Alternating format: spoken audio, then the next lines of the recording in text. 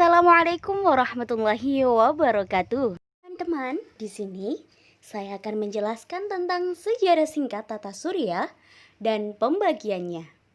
Entah mengapa di negeri ini malam hari selalu identik dengan kegalauan, sendirian, ngeliatin bintang, bengong dan keinget masa lalu. Yap, tidak bisa dibungkiri lagi. Kesunyian malam seringkali membuat kita berhayal. Tapi, pernah nggak sih kalian berpikir bagaimana bola-bola planet ini melayang-layang di angkasa? Seperti apa awal mulanya dan seperti apa sejarahnya? Perlu kalian ketahui bahwasannya sejarah pembentukan tata surya itu memiliki banyak teori loh. Di antaranya teori kabut atau teori nebula, teori awan, teori planetasimal, teori pasang surut, teori bintang kembar, dan teori Big Bang. Teori kabut. Teori ini sering disebut sebagai teori nebula. Dalam hal ini ada dua pendapat mengenai terbentuknya tata surya. Yang pertama, menurut Immanuel Kant pada tahun 1755 dalam karyanya The Universal Natural History and Theories of the Heaven.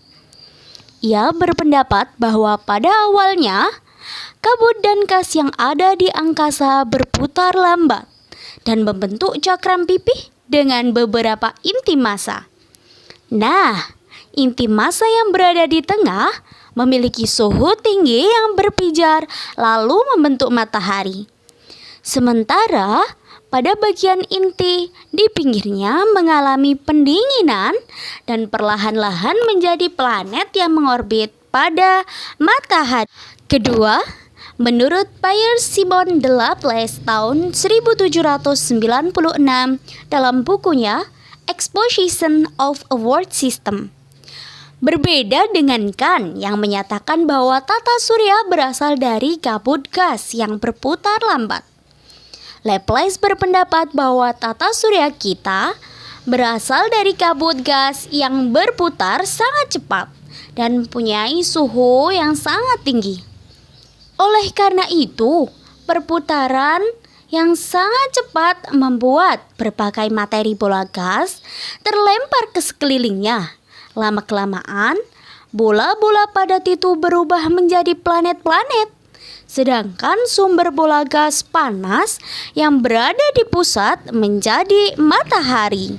Teori awan debu. Masih ingat dengan teori nebula tadi?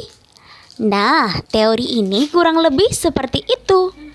Pada mulanya, teori awan debu dicetuskan oleh Carl Friedrich von Wien dan disempurnakan oleh Gerhard Peter Kuiper.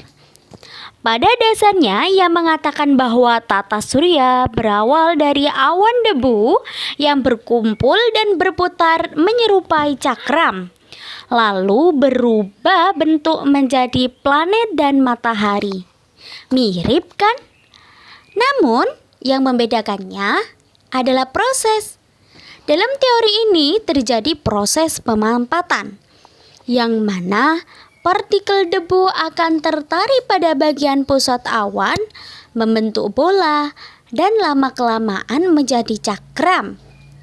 Partikel yang di tengah cakram akan saling menekan dan memanas yang kemudian menjadi matahari. Sementara di bagian luar berputar sangat cepat hingga pada titik di mana mereka akan saling bermentalan dan terpecah menjadi gumpalan kecil yang pada akhirnya menjadi planet-planet. Teori planetasimal. Pada tahun 1905, Forrest R. Moulton dan Thomas C. Chamberlain berpendapat bahwa pada mulanya matahari sudah ada. Lalu, pada suatu waktu ada sebuah bintang yang ukurannya sebesar matahari dan mengorbit dekat dengan matahari. Karena bintang itu memiliki gravitasi, akibatnya ada beberapa partikel matahari yang terseret keluar.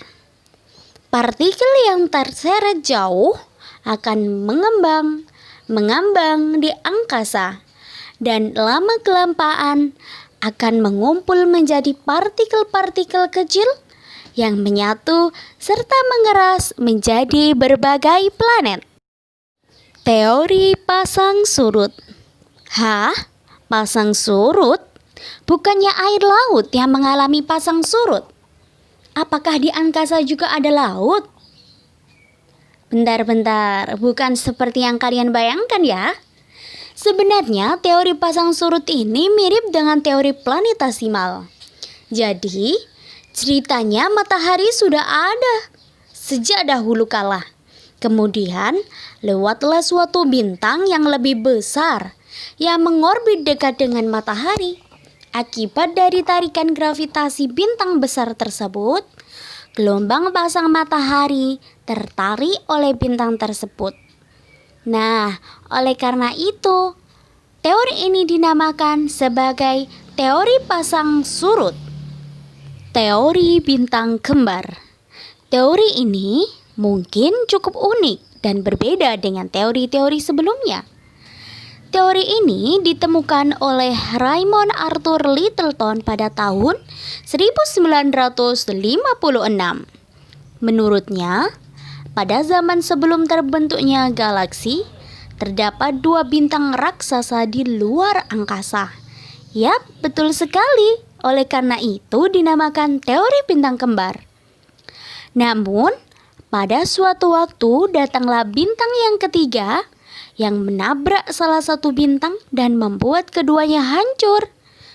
Kemudian, serpihan itu pecah dan mengambang-ambang di angkasa, lalu perlahan mengorbit pada bintang yang masih utuh.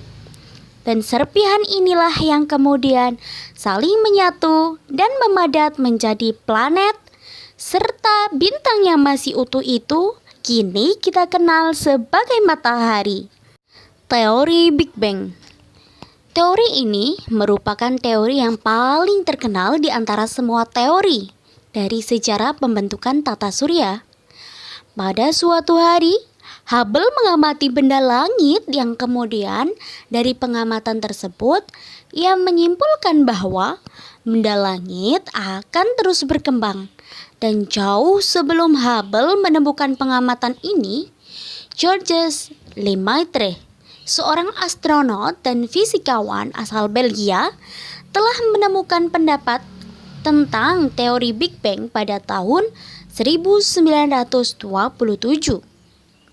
Berkat pernyataan dari Lemaitre, Hubble bisa mengemukakan bahwa bumi dan alam semesta bisa terbentuk dengan adanya ledakan atau dentuman yang sangat besar yang kini kita sebut sebagai Big Bang.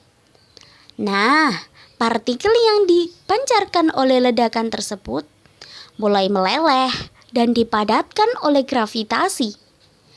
Padatan-padatan itulah yang kemudian membentuk benda-benda langit seperti saat ini, termasuk tata surya dan galaksi. Planet dalam tata surya dibagi menjadi planet luar dan planet dalam. Dalam tata surya, terdapat 8 planet yang mengelilingi matahari loh. Planet-planet tersebut dikelompokkan menjadi 2 planet, yaitu planet luar dan planet dalam.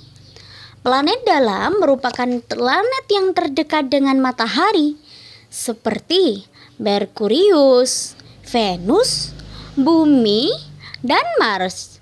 Sedangkan kelompok planet luar merupakan planet yang jauh dari matahari, yaitu Jupiter, Saturnus, Uranus, dan Neptunus.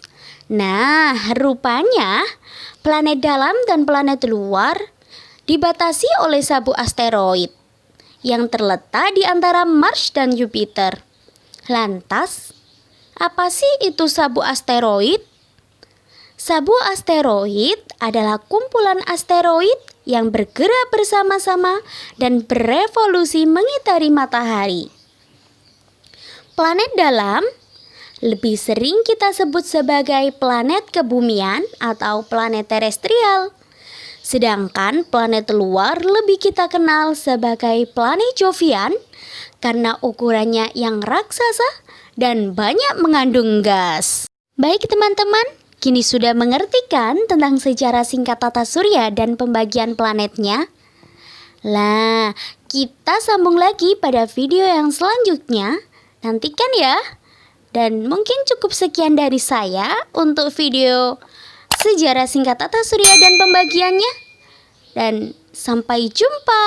Bye-bye.